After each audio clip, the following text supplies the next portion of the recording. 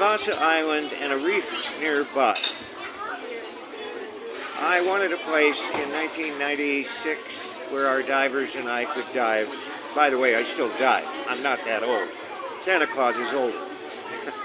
So, anyway, I found an island that nobody knew about except the U.S. Coast Guard. And it was a guano island, situated halfway between Jamaica and Haiti, 100 miles south of Guantanamo Bay, Cuba. And so I filed a guano mining claim. I'm the first person in 100 years to file a legal U.S. mining claim for the bird crop, otherwise known as fertilizer. It is the most valuable and expensive fertilizer on the planet. The island is solid bird fertilizer. I estimated last night there's $34 billion worth of bird guano in the first 10 layers on the island. The island is 330 feet above the sea, and guess what? It was originally a coral reef. There was no island. And an earthquake in that area pressed up the reef, lowered it, pressed up and down several times over 250,000 years. I have a book to prove this, written in 1866 by Eugene Gusan, who was a geologist who studied the island for 6 weeks and was hired by the Navassa Phosphate Company to tell how much value there was there. So, eventually seabirds started landing on this coral reef, and it grew over 250,000 years to 330 feet above the sea, a distance of 2 miles long and 1 mile wide. So, I got really interested in bird poop, right? And a lot of newspapers wrote about me.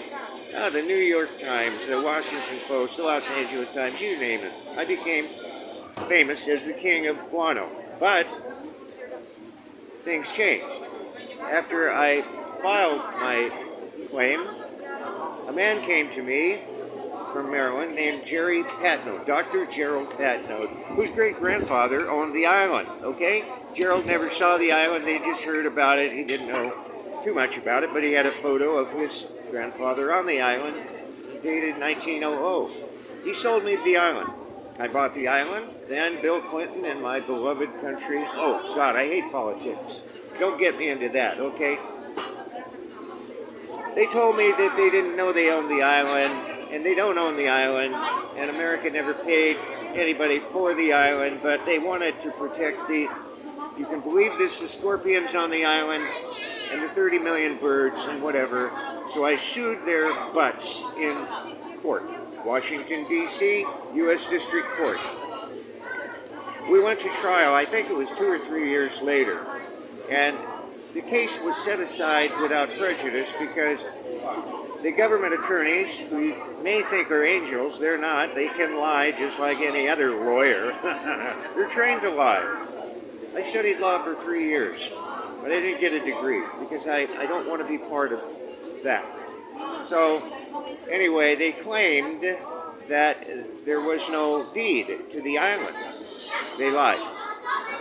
There is a deed, and it's hidden away in the National Archives, and I have people who work there looking for it as I speak. The date today is August 2nd, 2021. And I can go back to court, sue, and win the island. The island is surrounded by old shipwrecks. I have proof about this.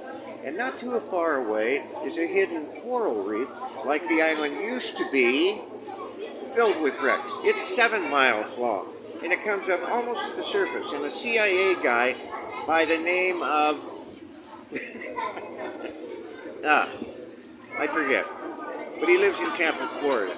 He almost lost his life with other agents on maneuvers out there looking for drug guys or whatever the CIA does. And they hit this reef because the bottom of the boat hit something. That's what sinks 90% of all ships. They hit something.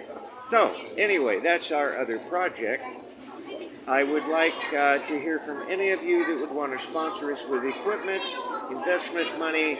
I have 6 business plans. You can read photos of our divers, including me, our machinery, And as far as the documentary, I can go into that. Thank you for listening to me and viewing this video. My phone number, by the way, is plus 380-666-978-696. My email is sirwilliam5333@aol.com, and I forgot the most important rec, which is number 7, so I'll be right back.